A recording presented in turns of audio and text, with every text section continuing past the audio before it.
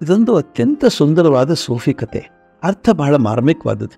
ನೂರಿ ಅಂತ ಒಬ್ಬ ಸೂಫಿ ಸಂತ ಇದ್ದ. ಅವನು ಸುಮಾರು 50 ವರ್ಷ ವಯಸ್ಸಾಗ್ತಾ ಬಂದರೂ ಮದುವೆ ಬಗ್ಗೆ ಯೋಚನೆನೇ ಮಾಡಿರಲಿಲ್ಲ.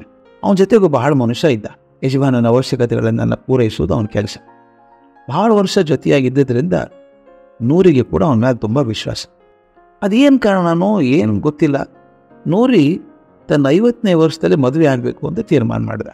ಅವನು ಮದುವೆ ಆಗೋದು ಒಪ್ಪಿದಂಥ ಹುಡುಗಿ ಅವನಕ್ಕಿಂತ ವಯಸ್ಸಲ್ಲಿ ಬಹಳ ಚಿಕ್ಕವಳು. ಅದು ತುಂಬ ಸುಂದರಿ. ಸುಮಾರು 16 ವರ್ಷ ದಂಪತಿಗಳು ತುಂಬ ಸಂತೋಷವಾಗಿ ಬದುಕಿದರು. ವಯಸ್ಸಿನ ಅಂತರ ಆಗಲಿ, ಮನೆಯಲ್ಲಿ ಕಷ್ಟಗಳಾಗಲಿ ಅವ್ರ ಮನಸ್ಸನ್ನು ಕೆಡಿಸಲಿಲ್ಲ. ಒಂದು ಬಾರಿ ಆ ಮನೆ ಸೇವಕ ಇದ್ದಲ್ಲ, ಮೊದಲಿಂದ ಇದ್ದವನು, ಯಜಮಾನ್ ನೂರಿ ಹತ್ತಿರ ಬಂದ. ಒಡೆಯ, ನಾನು ಹಿಂಗೆ ಹೇಳ್ತಿದ್ದೇನೆ ಅಂತ ತಪ್ಪು ತಿಳ್ಕೊಬೇಡಿ. ನಾನು ಇಷ್ಟು ವರ್ಷ ನಿಮ್ಮ ಉಪ್ಪು ತಿಂದಿದ್ದೇನೆ. ನಿಮ್ಗೆ ಸ್ವಲ್ಪ ಆದರೂ ತೊಂದರೆ ಆದರೆ, ಅಪಚಾರ ಆದರೆ ಒಂದು ದುಃಖ ಆಗುತ್ತೆ. ನಾನೊಂದು ವಿಷಯ ನಿಮಗೆ ಹೇಳಲೇಬೇಕು ಅಂದ. ಹೇಳಪ್ಪ, ಸಂಕೋಚ ಬೇಡ, ನಿನ್ನ ಮೇಲೆ ನಂಬಿಕೆ ನನಗಿದೆ ಅಂದ ನೂರಿ. ಒಡೆಯ, ನಿಮ್ಮ ಹೆಂಡತಿ ತುಂಬ ಒಳ್ಳೆಯವು, ನನ್ನ ತಾಯಿ ಇದ್ದ ಹಾಗೆ. ಆದರೆ ಇತ್ತೀಚೆಗೆ ಅವ್ರು ತುಂಬ ಬದಲಾಗ್ತಾ ಇದ್ದಾರೆ. ಇನ್ನು ಗೊತ್ತಾಗದ ಹಾಗೆ ಏನೋ ಒಂದು ಸಂಚು ಮಾಡ್ತಾ ಇದ್ದಾರೆ ಅಂತ ಅನ್ನಿಸ್ತಾ ಇದೆ. ಸಂಚ? ನನ್ನ ಹೆಂಡತಿ ನನ್ನ ವಿರುದ್ಧ ಸಂಚೆ ಮಾಡಿದ್ದಾಳೆ? ಆಶ್ಚರ್ಯದಿಂದ ಕೇಳಿದ ನೂರಿ. ಹೌದು ಒಡೆಯ, ಆಕೆ ತನ್ನ ಕೋಣೆಗೆ ಕೂತ್ಕೊಂಡು ತಮ್ಮ ಅಜ್ಜಿ ಕಾಲದಿಂದಲೂ ಇದ್ದಂಥ ಕಬ್ಬಿಣದ ಪೆಟ್ಟಿಗೆ ತೆಗೆದು ಅದರ ಏನನ್ನೂ ತೆಗಿತಾ ಇರ್ತಾರೆ. ನಾನು ಇಷ್ಟು ವಿಶ್ವಾಸ ಸೇವಕ ಅಂತ ಗೊತ್ತಿದ್ದರೂ ಕೂಡ ನಾನು ಬಂದ ತಕ್ಷಣ ಅದನ್ನು ಮುಚ್ಚಿಬಿಡ್ತಾರೆ. ನಾನು ಮೊದಲು ಆ ಪೆಟ್ಟಿಗೆಯಲ್ಲಿ ಅಜ್ಜಿ ಕಾಲದ ಹೆಣಿಕೆ ವಸ್ತುಗಳು, ಹಳೆ ಬಟ್ಟೆಗಳು ಇವೇನು ಭಾವಿಸಿದ್ದೆ. ಆದರೆ ಅದರೇನೋ ದೊಡ್ಡ ಗಂಟಿದ್ದಂಗೆ ಕಾಣ್ತೇವೆ. ಇಂಥ ರಹಸ್ಯವಾಗಿ ಕೆಲಸ ಮಾಡುವ ಉದ್ದೇಶ ಏನಿದ್ದಿರ್ಬೋದು ಅಂತ ಕೇಳಿದ ಸೇವಕ.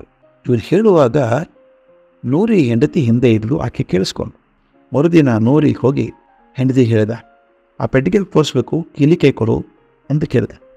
ಆಕೆ ಕೇಳಿದ್ಲು, ನನ್ನ ಮೇಲೆ ನಿಜವಾಗ್ಲೂ ಸಂಶಯ ಇದೆಯೋ ಇಲ್ಲ ಅವನು ಸೇವಕ ಹೇಳ್ದಂಗೆ ಕೇಳ್ತಾ ಇದ್ದೀರೋ ಅಂತ ಪ್ರಶ್ನೆ ಮಾಡಿ. ಯಾಕೆ ನಿನಗೆ ಪ್ರಶ್ನೆ ಉತ್ತರ ಕೊಡಲಾರ್ದೆ ಪೆಟ್ಟಿಗೆ ತೋರ್ಸೋಕ್ಕಾಗಲ್ವಾ ಅಂತ ಕೇಳಿ. ಇಲ್ಲ, ಹಾಗೆ ತೋರಿಸಲ್ಲ ಅಂದಕ್ಕೆ. ನೂರಿ ಕೇಳಿದ, ಪೆಟ್ಟಿಗೆಗೆ ಬೀಗ ಹಾಕಿದೆಯಾ?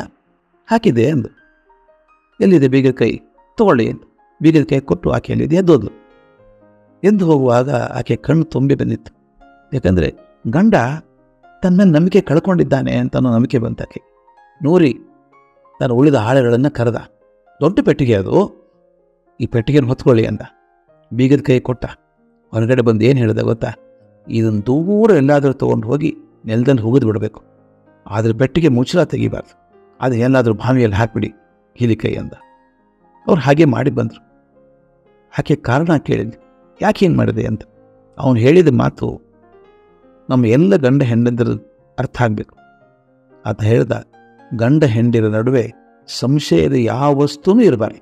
ಅಕಸ್ಮಾತ್ ಪೆಟ್ಟಿಗೆಯಲ್ಲಿ ವಿಶ್ವಾಸ ಕಳೆಯುವಂಥ ಯಾವುದಾದ್ರೂ ವಸ್ತು ಸಿಕ್ಕಿದ್ರೆ ನನಗೆ ನಿನ್ನ ನಂಬಿಕೆ ಹೋಗ್ತಾ ಇತ್ತು.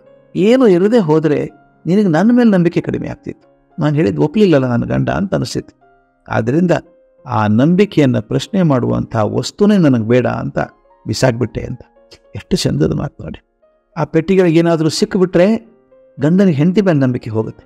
ಸಿಗದೆ ಹೋದರೆ ನನ್ನ ಗಂಡ ನಂಬಲೇ ಇಲ್ಲಲ್ಲ ಅಂತ ನನ್ನ ಮೇಲೆ ನಂಬಿಕೆ ನೀನು ಹೋಗುತ್ತೆ ಅಂತ. ಅದಕ್ಕೆ ಹೇಳ್ತಾರೆ ಸ್ವಾಮಿ, ಸಂಸಾರದ ಸಂಬಂಧಗಳು ತುಂಬ ನಾಜೂಕಾದದ್ದು. ಅವುಗಳ ನಡುವೆ ಸಂಶಯದಂಥ ಅವಿಶ್ವಾಸದ ನೆರಳು ಬೀಳದ ಹಾಗೆ ಪ್ರಯತ್ನ ಮಾಡಿ ಸಾಧಿಸಬೇಕು.